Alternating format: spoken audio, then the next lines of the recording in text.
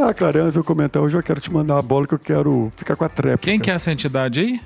Poxa, você não presta atenção? A Organização de Segurança Pública. É porque assim, eu fiquei tão horrorizado com a fala que eu não consegui prestar atenção. Foi no Fórum Brasileiro de Segurança Pública que teve essa manifestação. Gente, segurança pública. Olha o que tem acontecido. A gente tem tido vários. Basta jogar no Google, abrir qualquer site de notícia. Tem várias tragédias diariamente anunciadas por conta de saidinha, de bandido que devia estar preso e foi na saidinha. A gente perdeu, né, um herói aqui em Minas Gerais, um policial militar no ano passado por causa disso, saidinha, de vagabundo, bandido que estava solto aí. Agora, vamos apoiar o veto. Não tem que apoiar nada disso não. Gente, lugar de bandido é na cadeia. É inaceitável o veto do presidente Lula contra um projeto de lei que traz mais segurança para o cidadão, para o pagador de impostos. Eu não quero ressocializar. Tá ressocializando? Porque até onde eu saiba, saidinha não ressocializa não, apenas repete crimes. Inclusive eles batem meta, eles têm até meta para poder bater. Figueiredo. Rodrigo, seguinte, só contextualizando o primeiro ponto, esse Fórum de Segurança Pública é a composição de todos os secretários de Segurança Pública dos estados. Por quê? Porque a segurança pública, o rojão, né, estoura a bomba, estoura na mão do secretário estadual de segurança pública, porque ele é o responsável aí por gerir principalmente o maior número dos presídios, né? Porque os presídios federais são pouquíssimos e grande parte dos presídios no Brasil hoje são geridos e administrados pelos estados. E aí o fórum, acredito eu, quando eles dão essa opinião, né, dos secretários em conjunto, seria até interessante trazer, né, para o Talks o secretário de Segurança Pública do Estado de Minas Gerais, Rogério Greco, para dar a opinião dele também sobre esse ponto. Por quê? Porque a bomba está no nome, tá na mão deles, né, Rodrigo? E aí, quando se diz da questão das saidinhas, quando começar a ter rebelião por conta desse projeto de lei, a bomba vai estourar lá dentro do presídio. Mas é de qual presídio? É desses presídios de seguranças massas que a gente tem no Brasil, eficientes, igual nos Estados Unidos? Não. É esses presídios que é um caos, que é um absurdo, que lá dentro é cheio de máfia, todos os grupos criminosos do país estão concentrados e lideram essas organizações criminosas dentro desses presídios.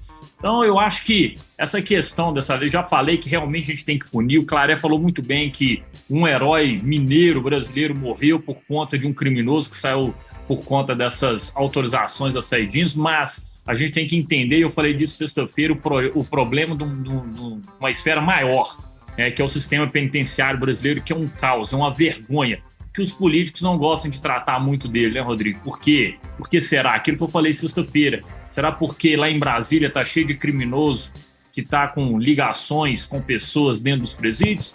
É umas perguntas que a gente precisa desvendar ao longo dos dias, né? Cara, eu vou te falar uma opinião, porque eu acho que no Brasil, em alguns momentos, o rabo abana o cachorro. A gente já viu inúmeras ideias com relação à questão prisional, principalmente quando a gente fala ligado à esquerda, porque eles têm um carinho tão grande com relação aos presidiários. A gente fala que os direitos humanos no Brasil é os direitos dos manos. E o que importa é a população e como que ela se sente mais segura. Claro, em El Salvador, o presidente Bukele, grande Bukele, exatamente, fez uma coisa que é inédita no mundo. Ele reduziu em pouquíssimo tempo o número de homicídios, crimes, todo tipo de crime lá em El Salvador, porque ele investiu literalmente em mudar os sistemas prisionais. Eles colocaram, inclusive, na cadeia muitas pessoas ligadas à própria polícia de El Salvador, à justiça, juízes, não só policiais, mas teve lá até membros do judiciário indo para a cadeia. E fez aquela política de tolerância zero do Rudolph Giuliani de Nova York, parecer feita pelo Mickey da Disney, de tão fofinho que era, perto do que ele fez em El Salvador. E não teve pena de morte, não é nada disso, é simplesmente tratar o detento da forma como ele deve ser tratado. Então eles construíram várias e várias prisões, megas sistemas prisionais gigantes, e estão colocando lá todo mundo e não tem essa não. Será que a gente não está na hora de, ao invés de ficar discutindo o tema da saidinha, quem deve ter, quem não deve ter, porque ressocializar é uma mentira. O o Figueiredo acabou de falar. No nosso sistema é uma mentira. Exato, perfeito. Então a gente já mostrou incompetência na questão prisional. Aí a gente acha que a solução é soltar, que na rua ele vai ser ressocializado. Só é ressocializado dentro da prisão, quando ela tem as condições adequadas. Será que não está no momento de a gente fazer aí uma visita ao presidente Nayib Bukele lá em El Salvador? Aproveitar que é próximo, América do Sul, vamos lá bonitinho, todo mundo lá, entender como funciona e quais foram os resultados que eles adquiriram para a gente fazer algo similar? Não só visitar esse cidadão aí de El Salvador, o presidente, mas também dar uma passadinha na Argentina, no nosso querido Javier Milei, mas infelizmente o nosso presidente talvez seja mais fácil ele dar uma passada na Venezuela, né? Ou coisa parecida. É o entendimento dele. Não precisa fazer essa cara preocupada aí, não. O Rodrigo tá com a cara preocupada, que olhou pro chão. Eu corri hoje cedo. Olhou pro chão, mas assim... Eu tô com ódio no coração, Rodrigo, que eu corri hoje. Falar, eu tô cansado. Nós temos, infelizmente hoje, um presidente da República com uma ideologia totalmente diversa do de El Salvador, do da Argentina. Então, assim, infelizmente ele não vai passar lá para aprender isso. Mesmo porque ele acaba de vetar um bom projeto, que é o que acaba com as saidinhas. Então, assim, eu não tenho essa expectativa. Vetou parcialmente, né? Na questão onde eles criam aí um processo onde ele vai passar o detento por uma avaliação criminológica para saber se ele tem condição de... E eu não acredito que esse sistema vai funcionar. É lógico que não vai funcionar. Mais um arcabouço fiscal, é mais uma dessas invenções mais que fica lindo na mídia. Mais um gasto. Mas não vai ter nem investimento, Claré. Você acha que a gente tem condição? O que você prefere? Investir no sistema prisional, onde você vai melhorar a qualidade das prisões, onde você consiga partilhar esses detentos, colocando eles de forma separada, igual foi feito em El Salvador, ou você criar um filtro aí de saber quais têm periculosidade ou não. E há tanta corrupção que existe já no sistema prisional, como que vai ser essas avaliações? Vai chegar lá um cara lá do PCC e vai tomar a bomba? Esse cara que está avaliando Rodrigo, ele tá morto. Eu não tô sugerindo nada, tá? Eu quero fazer esse preâmbulo, senão vai ter gente que vai, Claré falou isso, não estou sugerindo nada. Mas você já esteve no Oriente Médio, por exemplo, né?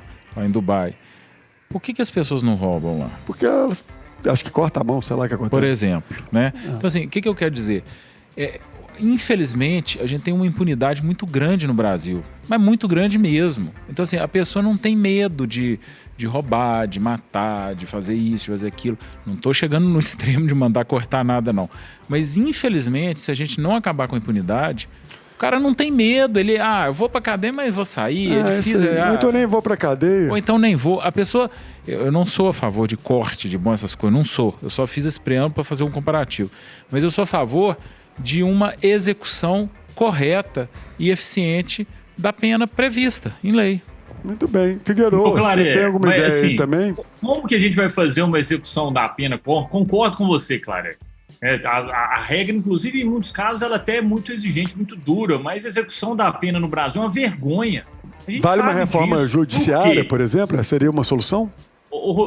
Ô, Rodrigo, tem 2 pontos. Você tocou nesse, que é a reforma do judiciário, não do judiciário, é do processo criminal brasileiro, né? Eu tenho alguns colegas criminalistas que passam duras críticas, não só da lei processual, como a lei penal brasileira, que hoje, inclusive, ela visa muito mais punir as pessoas por conta do patrimônio do que punir pela vida, né? Então, assim, a nossa lei penal, principalmente a segunda parte do Código Penal, ela é da época do Getúlio Vargas. Então, não faz sentido a estrutura penal que o Brasil tem, precisa de toda uma reforma. Agora, quando a gente fala de sistema penitenciário no Brasil, pode dizer, é uma vergonha.